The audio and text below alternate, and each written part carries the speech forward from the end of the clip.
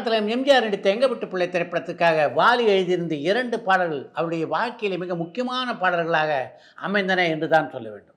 அதில் ஒரு பாட்டு நான் ஆணையிட்டால் என்று தொடங்குகின்ற பாட்டு. அந்த பாட்டை எம்ஜிஆர் பாடி நடித்திருந்த விதமே அந்த அளவுக்கு கம்பீரமாகவும் மிகச்சிறப்பாகவும் அமைந்திருந்தது. அந்த பாட்டினுடைய உள்ளடக்கம் மிகச்சிறப்பாக இருப்பதாக கவிஞர் வாலியை அழைத்து பாராட்டியவர் அறிஞர் அண்ணா. அறிஞர் அண்ணாவிடமிருந்து மட்டும் இல்லாமல் திராவிட முன்னேற்ற கழக தொண்டரிடமிருந்து மிகப்பெரிய பாராட்டுக்கள் அந்த பாட்டுக்காக வாலிக்கு கிடைத்தன. அந்த படத்துக்காக வாலி எழுதியிருந்த இன்னொரு பாட்டு குமரி பெண்ணின் உள்ளத்திலே குடியிருக்க நான் வர வேண்டும் என்று தொடங்குகின்ற பாட்டு. அந்த படம் வெளியான நாளிலிருந்து தினமும் கவிஞர் வாலிக்கு ஒரு கடிதம் வரத் தொடங்கியது. அந்த கடிதத்திலே ஒரு பெண், நான் மயிலாப்பூரை சேர்ந்தவ, அந்த பாட்டு அந்த அளவுக்கு அற்புதமாக இருக்குது, உங்களை நான் சந்திக்க வேண்டும் என்று எழுதியிருந்தார். ஒரு நாள் இல்லை, 2 நாள் இல்லை, ஏறக்குறைய தினமும் அப்படிப்பட்ட ஒரு கடிதம் வாலிக்கு வந்து கொண்டே இருந்தது. தொடர்ந்து தன்னை சந்திக்க வேண்டும் என்று அந்த பெண் கடிதம் எழுதியதால் நாளைக்கு நீங்கள் என்னை சந்திக்க வரலாம் என்று ஒரு போஸ்ட் கார்டு எழுதி அந்த பெண்ணுக்கு அனுப்பி வைத்தார் கவிஞர் வாலி. அந்த போஸ்ட் கார்டோடு வாலியை சந்திக்க வந்த அந்த பெண் தொடர்ந்து பல நாட்கள் அவரை சந்திக்க வந்தாங்க. அதற்கு பின்னாலே அந்த சந்திப்பு நட்பாக மாறியது. அந்த நட்பு ஒரு காலகட்டத்திலே காதலாக மாற அந்த பெண்ணையே திருமணம் செய்து கொண்டார் கவிஞர் வாலி. அந்த பெண்ணின் பெயர் ரமணத்திலகம். அவங்க தான் கவிஞர் வாலியின் மனைவி. பாடலாசிரியரும் இசையமைப்பாளரும் இயக்குனருமான கங்கை அமரன் இப்போ பல திரைப்படங்களில் நடித்துக் கொண்டிருக்கிறார். அண்மையிலே கூட எஸ் ஸ்டாலினுடைய இயக்கத்தில் ஒரு திரைப்படத்தை நடிப்பதற்காக 10 நாட்கள் வரை மலேசியாவில் இருந்து நடித்து கொடுத்து விட்டு சென்னை திரும்பியிருக்கிறார் கங்கை அமரன். இப்போது குணச்சித்திர பாத்திரங்கள் நடித்துக் கொண்டிருக்கின்ற கங்கை அமரனை தேடி கதாநாயகனாக நடிக்கின்ற வாய்ப்பு ஒரு முறை இல்லை, 2 முறை இல்லை, பல முறை வந்தது. அப்போதெல்லாம் அதை ஏற்றுக்கொள்ளவில்லை கங்கை அமரன். புதிய வாய்ப்பு திரைப்படத்துக்காக பாரதி ராஜா கங்கை அமரனை கதாநாயகனாக நடிக்கும்படி கேட்டது உங்கள் எல்லாருக்கும் நல்லா தெரியும். ஆனால் பாரதி ராஜாவை பொறுத்த வரைக்கும் அத்தோட ஒரு நிறுத்தலை அப்படின்றது தான் முக்கியமான விஷயம். புதிய வாய்ப்புகள், நிறம் மாறாத பூக்கள், கல்லுக்குள் நிறம் ஆகிய 3 படங்களுக்கு பின்னாலே நிழலுடன் ஒரு படத்தை எடுத்தார் பாரதி ராஜா. அந்த படத்தில் தான் மணிவண்ணன் முதலாக கதை வசனகர்த்தாவாக அறிமுகமானார். அந்த படத்திலையும் கதாநாயகன் வேடத்தில் நடிக்கும்படி கங்கை அமரனுக்குத்தான் அழைப்பு விடுத்தார் பாரதி ராஜா. அப்போது அந்த வாய்ப்பு ஏற்றுக்கொள்ளவில்லை கங்கை அமரன். அத்தோடு விட்டாரா பாரதி ராஜா என்றால் இல்லை. அதற்கு பின்னாலே அவர் காதல் ஓவியம் என்ற படத்தை தயாரித்த போது ராதாவோடு ஜோடியாக நடிக்க மீண்டும் கங்கை அமரனைத்தான் அழைத்தார். கங்கை அமரனுடைய மனைவி அதுக்கு ஒத்துக்கலை அப்படின்ற காரணத்தினால அந்த பட வாய்ப்பையும் விட்டார் கங்கை அமரன் என்பதுதான் உண்மை. இப்படி 3 திரைப்படங்களில் கதாநாயகனாக நடிக்கின்ற வாய்ப்பு கிடைத்தும் அதை தவற விட்டவர் தான் கங்கை அமரன். நடிகர் தலம் சிவாஜி கணேசன் நாடக உலகிலிருந்து சினிமாவுக்கு வந்தவர் அப்படின்றது நீங்கள் எல்லோரும் அறிந்த விஷயம். ஸ்ரீ பாலகான சபா என்ற நாடகக்குழுவிலே தான் முதல்ல இருந்தார் நடிகர் தலம் சிவாஜி கணேசன். அப்போ இந்தியா முழுதும் பார்த்திங்கன்னா 3 பேர் தான் பிரபலமான பாடகர்கள்.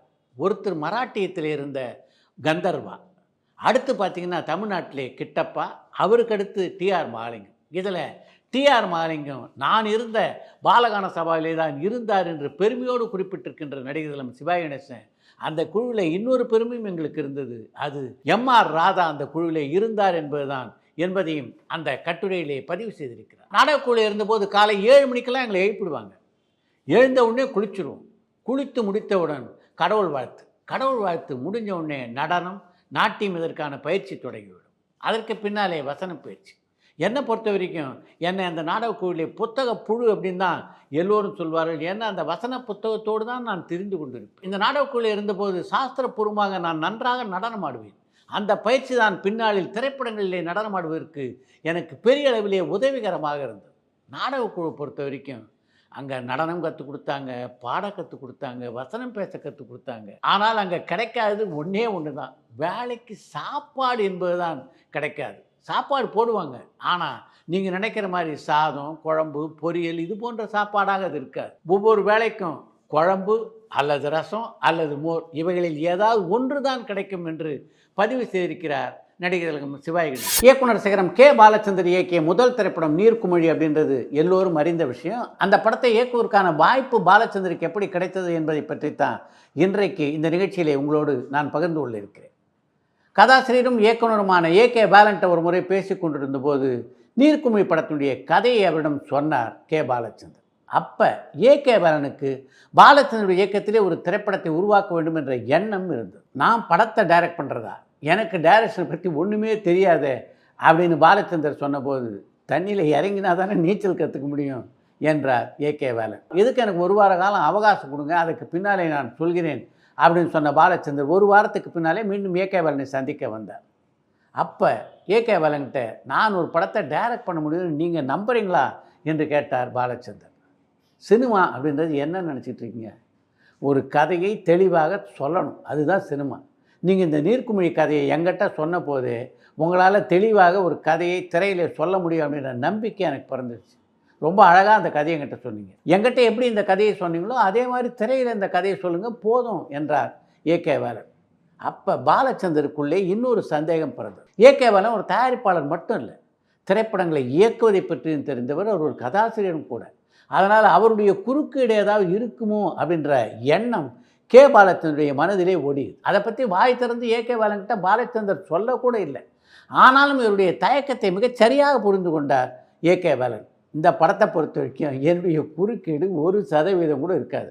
நீங்கள் சுதந்திரமாக இந்த படத்தை இயக்கலாம், அதை பற்றி எந்த அச்சமும் உங்களுக்கு வேண்டாம் என்று ஏகே பாலன் சொன்னதுக்கு பின்னால் தான் அந்த படத்தை இயக்குவதற்கு கே பாலச்சந்தர் ஒப்புக்கொண்டார். சொன்ன மாதிரியே அந்த படத்தினுடைய உருவாக்கத்தின் போது ஒரு நாள் கூட தலையிடவே இல்லை ஏகே பாலன். அதற்கு பின்னாலே நீர்க்குமிழி எப்படிப்பட்ட படமாக வந்தது என்பதும், எப்படிப்பட்ட ஒரு அங்கீகாரத்தை கே பாலச்சந்தருக்கு பெற்று தந்தது என்பதும் நீங்கள் அறிந்த விஷயம். கோவைக்கு அருகே உள்ள மாதம்பட்டி அப்படின்ற ஊரில் சிவகுமாருடைய நெருங்கிய நண்பர் ஒருவர் இருந்தார். அவருடைய பெயரும் சிவகுமார் தான். மாதம்பட்டி சிவகுமார் என்று அழைக்கப்பட்ட அவர் தான் சத்யராஜை முதலாக சிவகுமாருக்கு அறிமுகப்படுத்தி வைத்தார். அப்போது சினிமாவில் நடிக்க வேண்டும் என்ற தனியாத ஆர்வம் கொண்டவராக இருந்தார் சத்யராஜ். சினிமாலாம் உனக்கு ஒத்து வராதுப்பா, வேணாம் அப்படின்னு எவ்வளவோ அவருக்கு அறிவுரை கூறி பார்த்தார் சிவகுமார். ஆனால் அவர் கேட்குறதா இல்லை.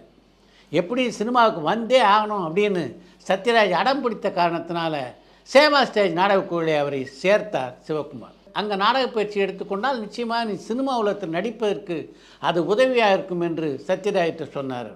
அங்கே பெரிய பெரிய பாத்திரங்கள் நடிக்கக்கூடிய வாய்ப்புகள் சத்யராஜ் கிடைக்கலன்னாலும் ஒரு நல்ல அனுபவத்தை அந்த நாடகக்குழு அவருக்கு கொடுத்தது என்பதை மறுப்பதற்கில்லை. அங்கே நாடகத்தில் நடித்த போது அவருக்கு கொடுக்கப்பட்ட சம்பளம் 10 ரூபாய். அந்த 10 ரூபாய் சம்பளத்தில் சிவகுமாருடைய மகன்களான சூர்யா, கார்த்தியா இருவருக்கும் 2 சாக்லேட்டுகளை வாங்கி கொண்டு வந்து பரிசளித்தாராம் சத்யராஜ். நாடகங்களில் நடித்து கொண்டு வந்த அவருக்கு அதுக்கப்புறம் சின்ன சின்ன பாத்திரங்களிலே திரைப்படம் நடிக்கக்கூடிய வாய்ப்பு வந்தது. அந்த காலகட்டத்தில் மாதம்பட்டி சிவகுமார் ஒரு நாள் சிவகுமாரை சந்தித்து, எங்கள் அக்கா மக ஒத்திருக்கா, அவளை இந்த இளைஞனுக்கு கட்டி கொடுத்து விடலாமா என்று பார்க்கிறேன் என்று சொல்லியிருக்கிறார். அந்த திருமண பேச்சை பற்றி சத்யராஜ்கிட்ட சிவகுமார் பேசிய போது, வெள்ளிக்கிழமை வரத படத்தில் நடிக்கும்போது கதாநாயகனாக நடித்து முடித்த பின்னால் தான் கல்யாணம் பண்ணிக்குவேன்னு நீங்கள் சொன்னீங்கல்ல, அது மாதிரி எனக்கும் ஆசை இருக்காதா என்று அவரிடம் கேட்டிருக்கிறார் சத்யராஜ். சில பேருக்கு கதாநாயகன் ஆன உடனே கல்யாணம் நடக்கும். உன்னை பொறுத்த வரைக்கும் கல்யாணம் ஆனதுக்கு பின்னால் நிச்சயமாக சினிமாவில் நல்ல நல்ல வாய்ப்பு கிடைக்கும்னு நினைக்கிறேன்.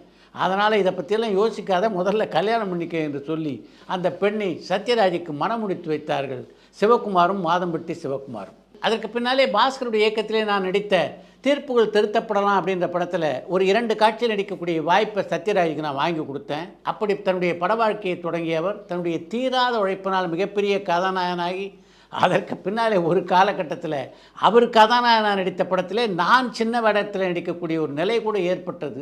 கதாநாயகனாக 100க்கும் மேற்பட்ட திரைப்படங்களில் நடித்த அவர் இன்னைக்கு தெலுங்கு, தமிழ் ஆகிய இருமொழிகளிலும் குணச்சித்திர பாத்திரங்கள் கொடிகட்டி பறக்கிறார் என்றால் அதற்கு முக்கியமான காரணம் அவரது உழைப்பு தான் என்று ஒரு பத்திரிகையிலே பதிவு செய்திருக்கிறார் சிவகுமார்.